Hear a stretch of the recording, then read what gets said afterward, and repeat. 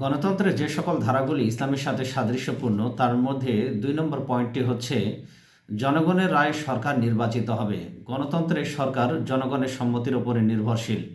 রাষ্ট্রের জনগণ প্রত্যক্ষভাবে ভোটাধিকার প্রয়োগের মাধ্যমে তাদের শাসক নির্বাচিত করে এবং শাসকের ওপর নিজেদের আস্থা প্রকাশ করে। ইসলামেও সরকার জনগণের রায় ও মতামতের ভিত্তিতে নির্বাচিত হয়।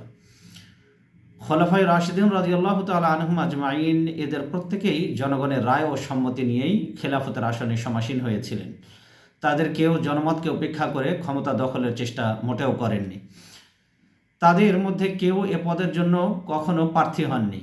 এ পদে নিযুক্ত হওয়ার লক্ষ্যে জনমত নিজের অনুকূলে আনার জন্য সামান্যতম চেষ্টাও কোনো সাহাবী করেননি, বরং প্রত্যেকেই নিজের পরিবর্তে অন্য কোনো ব্যক্তিকেই যোগ্যতর মনে করেছেন, নির্বাচিত করার জন্য চেষ্টা চালিয়েছেন।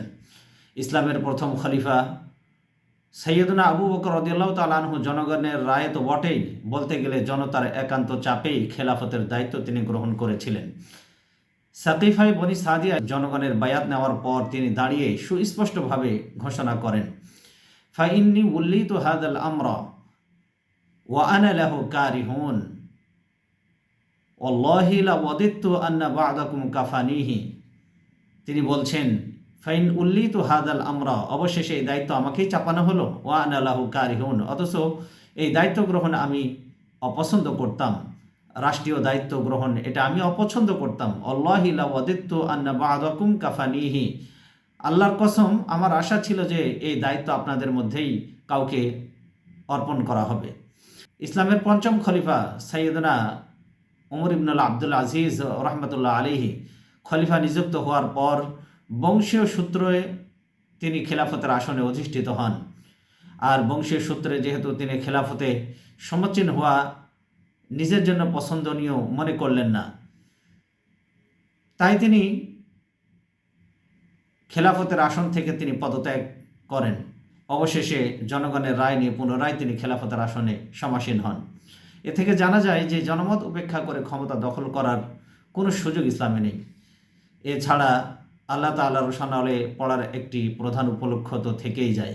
এ কারণে বলা হয়, আশাদুন নাসি আযাবান ইয়াউমাল কিয়ামাতি ওয়া আনা লাহু কারিহুন, কিয়ামতের দিন সবচেয়ে কঠিন আযাবের মুখোমুখি হবে দুই শ্রেণীর ব্যক্তি। তাদের মধ্যে একজন হলো ইমাম ও কওমিন, সেই জাতির ইমাম, ওয়া হুম লাহু কারিহুন, জাতির সেই ইমাম যে জনসমর্থনহীন, অর্থাৎ তার অধীনস্থরা তাকে পছন্দ করে না এমন শাসক, আর মুসল্লিরা পছন্দ করে না এমন ইমাম কিয়ামতের দিন কঠিন শাস্তির মুখোমুখি হবে।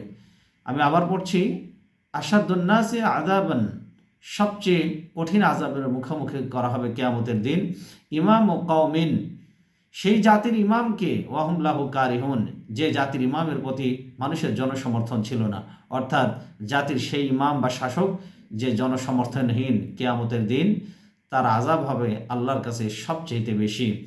এটা তিরমিজির হাদিস 359 এবং ইবনে আবু শাইবা মুসান্নিফে ইবনে আব্দুর রাজ্জাক খণ্ড নম্বর 1 পৃষ্ঠা নম্বর 407 এবং হাদিস নম্বর 4133-এ এ কথা বলা হয়েছে।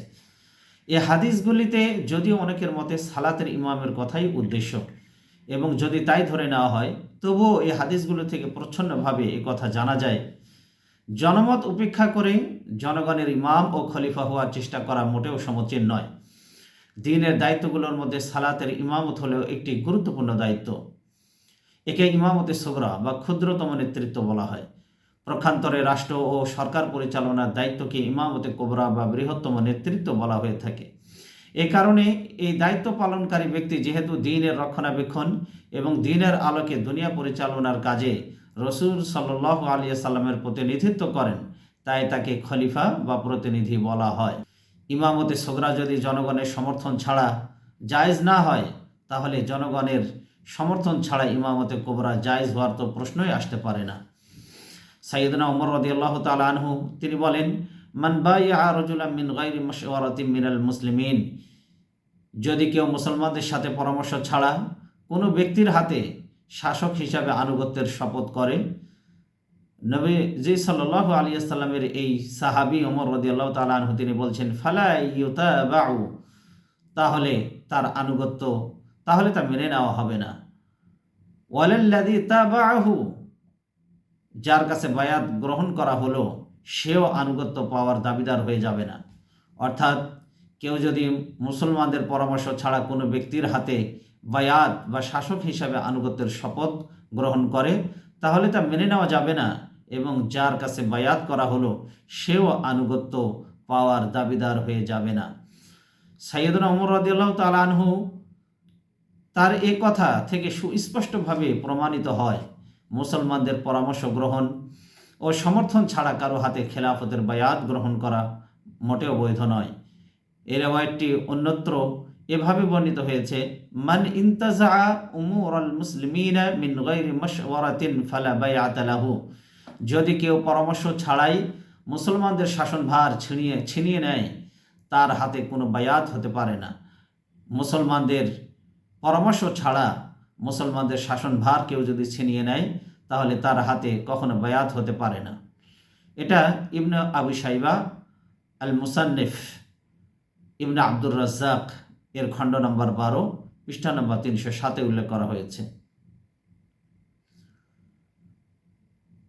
নবীজি সাল্লাল্লাহু আলাইহি ওয়াসাল্লাম তিনি আরো বলছেন, মান দাআ ইলা ইমারাতি নাফসিহি আও গায়রিহি মিন গায়রি মাশওয়ারাতিন মিনাল মুসলিমিন ফালা ইয়াহিল্লু লাকুম ইল্লা আন তাকতুলু, যে ব্যক্তি মুসলমানদের পরামর্শ ছাড়া নিজের অথবা অপর কোনো ব্যক্তির নেতৃত্বের দিকে আহ্বান জানাবে, এইরূপ ক্ষমতালিসু বা চক্রান্তকারী লোককে হত্যা করা ছাড়া তোমাদের জন্য আর অন্য কোনো পথ খোলা নেই।